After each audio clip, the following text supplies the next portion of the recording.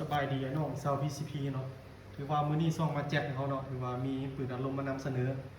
ก่อนจะเข้าเนาะถือว่านำเสนอหรือว่ารายละเอียดของปืนแม่นเฮาฝากกดไลค์กดแชร์และกดติดตามของทางช่องเฮาเนาะเพื่อสิบ่ได้พลาดวิดีโอใหม่ๆเนาะเพราะฉะนั้นเข้า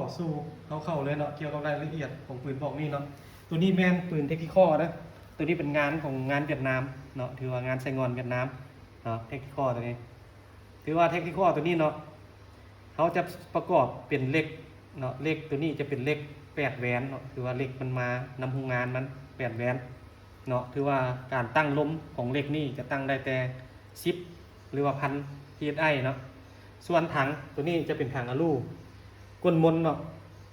0.5 เนาะส่วนกล้องแม่นเขาจะใส่กล้องเนาะถือว่ากล้องมาโครเนาะ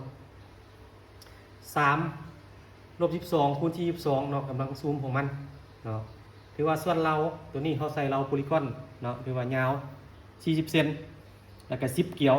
เนาะระยะวางผลของเราแม่นเขารับประกันกลุ่มให้เนาะ60-70 เมตรฝาอุยซิเนาะส่วนเก็บเสียงจะเป็นเก็บเสียงดำล้วนเนาะสีดำเนาะตัวนี้เป็นเก็บเสียงดำเทคดำล้วนสีดำส่วนท้ายตัวนี้เขาจะประกอบจะเป็นท้าย L แต่เป็น L ใหญ่เนาะแล้วเขาสิเว้าเลยเนาะราคาในเทคนิคอลรุ่นนี้เนาะครบสุดแม่นราคา8,200,000 กีบในราคา8,200,000 กีบลูกค้าสิได้อย่างแน่เนาะเขาจะมีชุดซ่อมแถมให้เนาะคือว่ามันจะมีโอลิงเนาะแล้วก็มีน้ำมันเนาะหรือฝาเทสลมเนาะแล้วก็จะมีโม่ตัวนี้จะเป็นโม่11 นัดเนาะตัวนี้จะเป็นโม่11 นัดแล้วเขาจะแถมลูกปืนเนาะถือว่าให้กับ1กับน้อยเนาะ300 ลูกแล้วจะมีสูบกลางเนาะตัวนี้เป็นสูบกลางตีนพับได้เราก็แถมให้ถือว่าราคาครบสุดในราคาครบสุดเนาะถือว่า8,200,000เนาะแล้วเขาอยากว่าคืนเนาะย้ำคืนเกี่ยวกับลูกค้าที่สั่งเครื่องทางห้านเขาแม่นให้ติดต่อมาทางเบอร์นี้เนาะถือว่านี่เป็นเบอร์ WhatsApp ทางห้านเขาถือว่าหรือว่าทางซ่องเขามาแจกงานเนาะแม่นเป็นเบอร์ WhatsApp 020เนาะ91972575เนาะเขายังใช้เบอร์นี้เบอร์เดียวเนาะถือว่าท่านใดสนใจมันทักมาเนาะแล้วเขาจะเว้าเติมเนาะหลังจะเน้นเติมเกี่ยวกับวิธีฝาก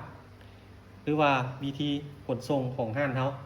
เนาะถ้าลูกค้าสั่งเครื่องเขาแล้วเนาะแม่นเขาจะประกอบเครื่องแล้วเมื่อเขาจะวิดีโอคอลให้ลูกค้าเบิ่งเครื่องก่อนเนาะถ้าลูกค้าโอเคแล้วเขาจะแพ็คเครื่องไปส่งให้ลูกค้าเนาะเฉพาะลูกค้าตั้งแข็งเขาจะย้ำเติมเนาะเกี่ยวกับลูกค้าตั้งแข็งเวลาเขาเอาไปฝากแล้วเขาจะฝากทางรถเนาะรถเมล์เนาะหรือว่ารถโดยสารเวลาไปฮอดเขาจะโทรหาลูกค้าอีกเนาะเวลานั้นลูกค้าเขาจะให้ลูกค้าลมนำเจ้าของรถเกี่ยวกับตกลงเกี่ยวกับค่าฝาก